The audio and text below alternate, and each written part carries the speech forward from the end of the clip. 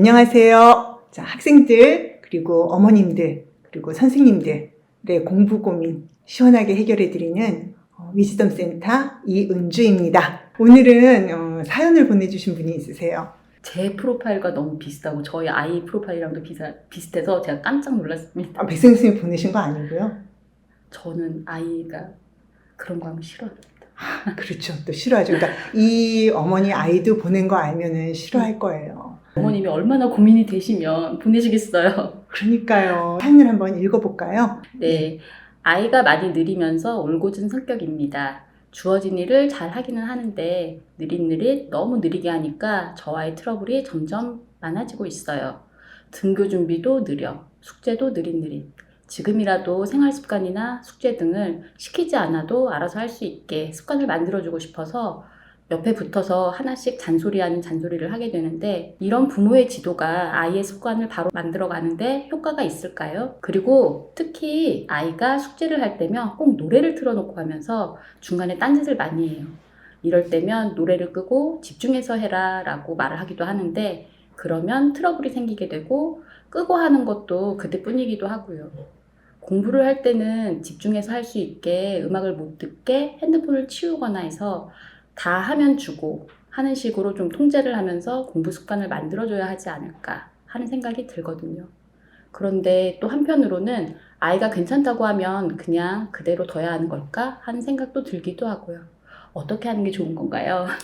네, 어머니가 이제 공부 습관 때문에 고민이 많이 되시는 것 같아요. 그죠? 네. 예, 더군다나 지금 초등학교 6학년쯤 됐으면 이제 슬슬 걱정이 되시겠죠. 왜냐하면 이제 중학교 가야 되고. 학습해야죠. 그렇죠.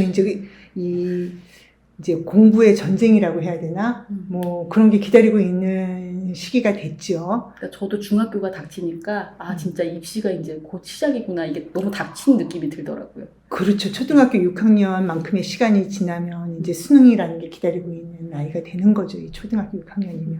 어머님들이 사실 조금 이제 걱정하실 시기가 됐어요.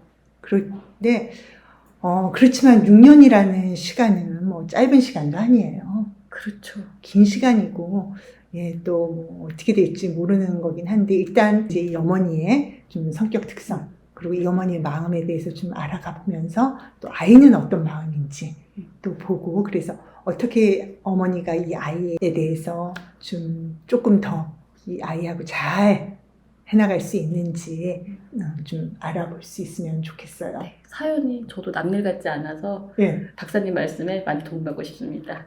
예. 한번 좀 찾아가 보도록 하겠습니다. 이 어머니 마음이 어떠실 것 같아요? 어머님은 이제 걱정도 많으시고 음. 하니까 이제 좀 공부도 해야 되는 시기인데 음.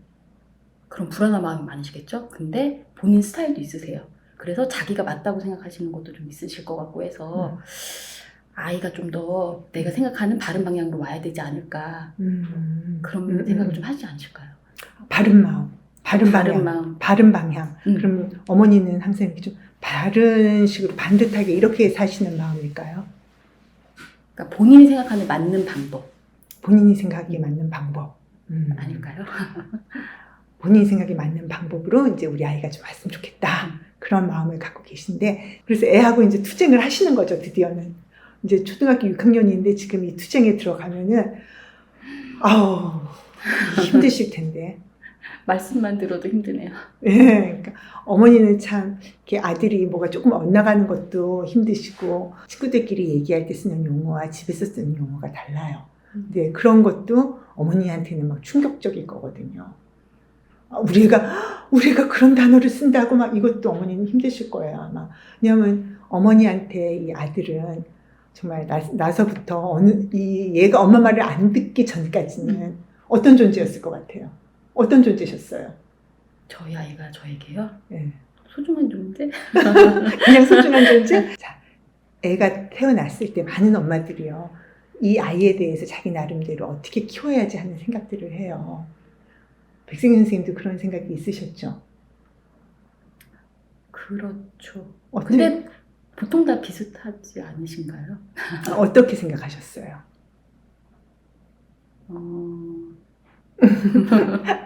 어떤 쪽으로? 저는 이제 저희 애들을 낳을 때마다 낳으면 낳고 이렇게 하면 병원에서 이렇게 안겨주잖아요. 그러면 애를 안면서 아가야 죽을 때까지 엄마랑 사이좋게 지내자. 아, 그게 제가 우리 애한테 처음 해준 말이고, 그리고 그게 저는 항상 이제 최우선인 거예요.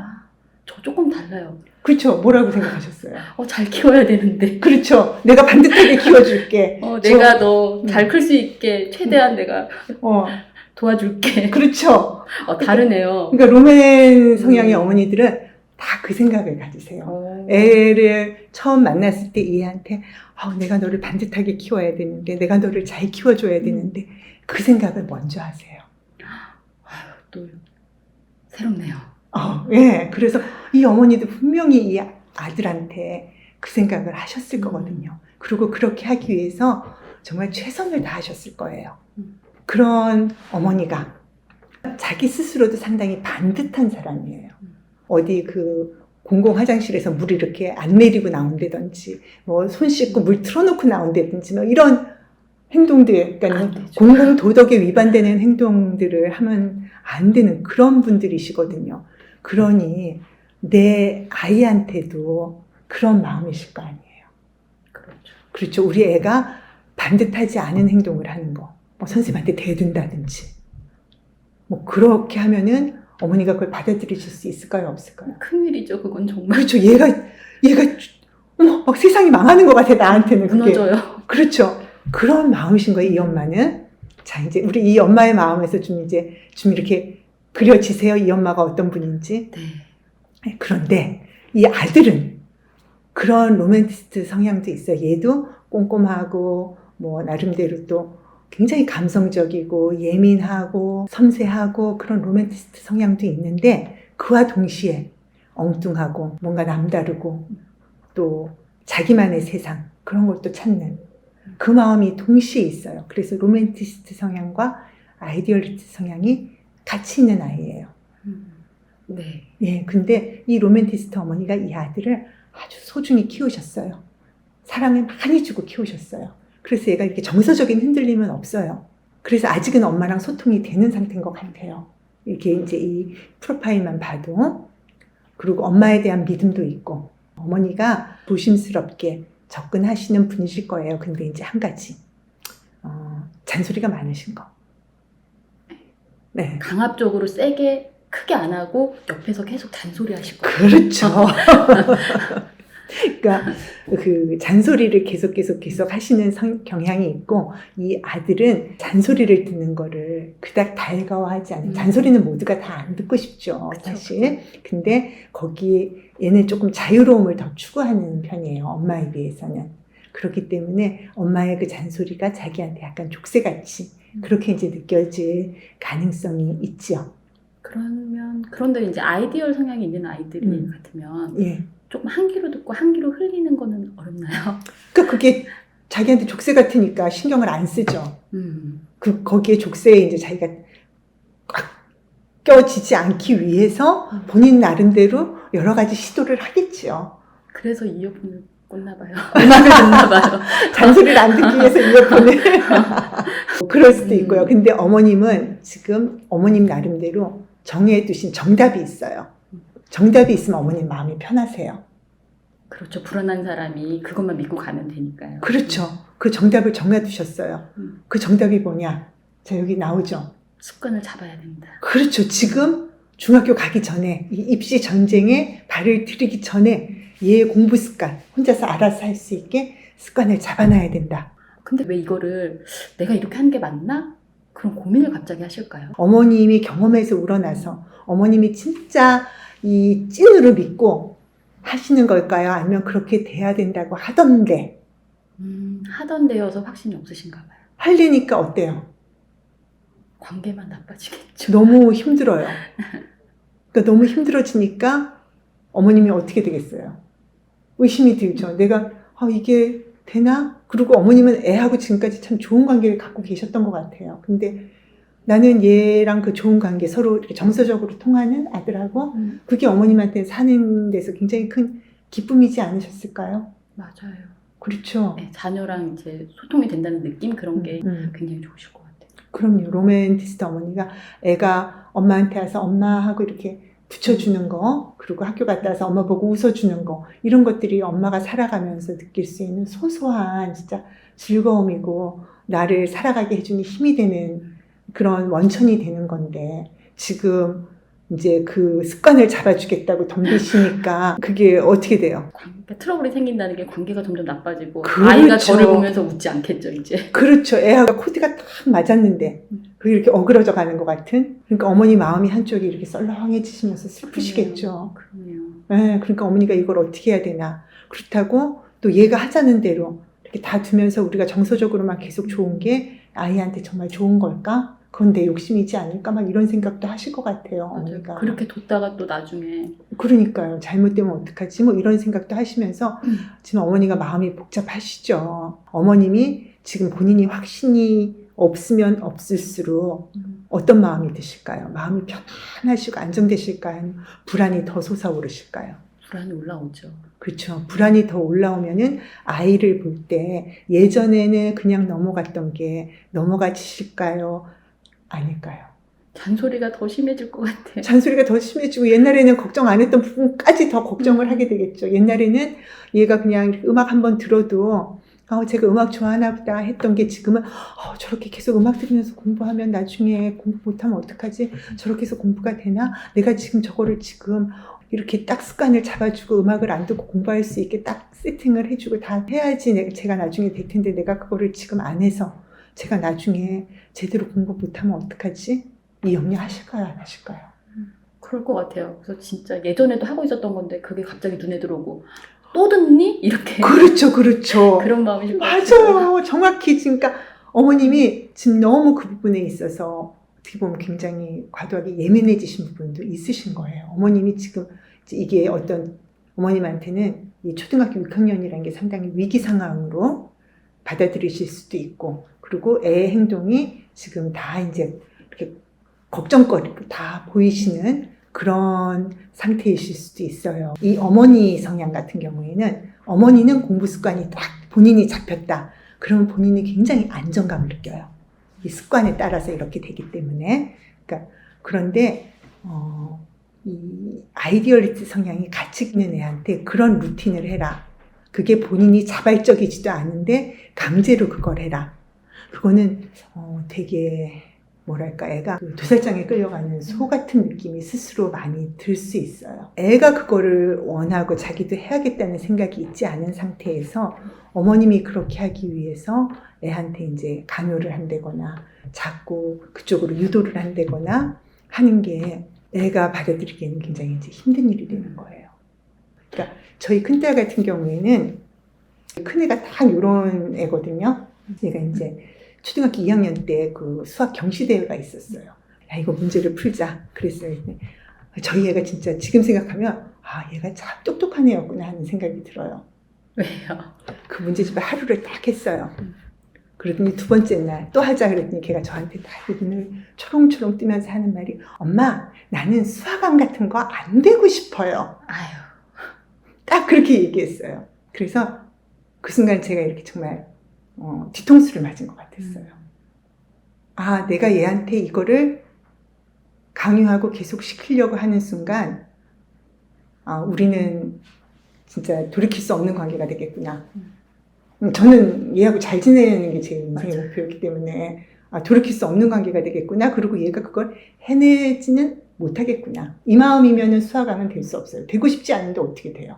아까 오히려 더 하고 싶지 않아진 것 같아요. 그럼요. 그래서 그래? 그럼 하지 말자. 그렇게 됐어요. 그리고 얘네들은요 정신이 이렇게 많이 분산돼 있어요.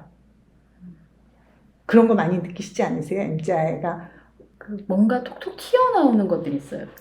저는 이제 보통 예상을 하는데 예상치 못한 뭐를 조금씩 갑자기 어머니가 생각하지 못하는 뭔가를, 그러니까 로맨 어머니한테 있어서는 어떤 예상치 못한 걸 하니까 엄마가 어떻게 돼요?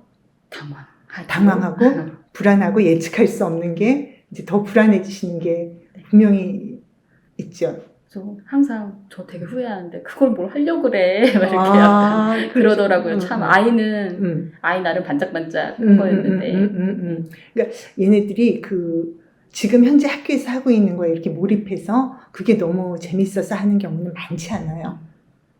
왜냐면 학교 거는 다 예상 가능한 것들이고 본인의 흥미를 확 끄는 그런 것들이 많지가 않거든요. 근데 얘네들은 그 예상치 않은 어떤 뭔가가 있을 때, 그러니까 본인도 예상치 않은 걸 하지만 예상치 않은 뭔가에 대해서 굉장히 많이 흥미를 느껴요. 얘네들은 얘네들 식대로 자기에게 닥치는 것들을 풀어나가요.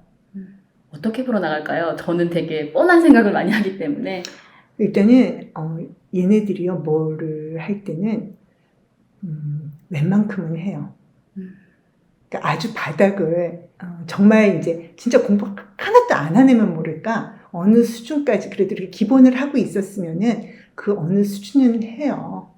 어느 수준은 하는데 거기서 더 올라가고 안 올라가고 그런 것 같아요. 습관의 문제가 아닌 거예요. 기본을 하는 데서 더 하기 위해서 얘네들한테 그 공부라는 게 어떤 의미가 될 건지 어떻게 목표 설정이 될 건지 뭐 이런 것들이 나중에 더 얘기가 되는 거지. 지금 습관 잡고 습관 안 잡고가 중요한 게 아닌 거거든요. 그렇게 그걸 해야겠다는 생각이 들 때는 애가 해요. 음악을 들으면서도 공부를 할 수 있고 음악 듣고 해서 아마 중단치 나올 거예요. 근데 엄마 생각은 이제 음악 안 듣고 하면은 잘할 텐데. 더 잘할 텐데. 음악 듣지 말라 그러면 공부 더 안 하죠. 박사님 말씀해 주신 거 들어보면 사실 습관이 중요한 게 아닌데 이어폰 꽂고 음악을 듣는 게 중요한 게 아닌데 사실 네.